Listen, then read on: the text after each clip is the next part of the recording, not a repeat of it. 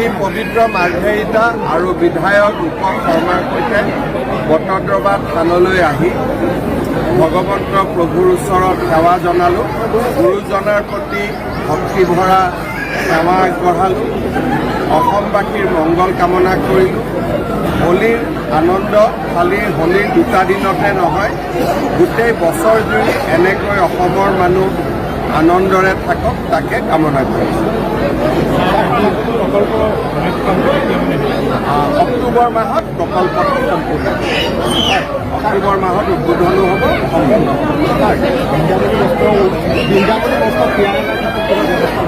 এতিয়া এই বিষয়টো লৈ পেলাই বৰ্তমানলৈকে আমি বহুত বেছি আগবাঢ়িব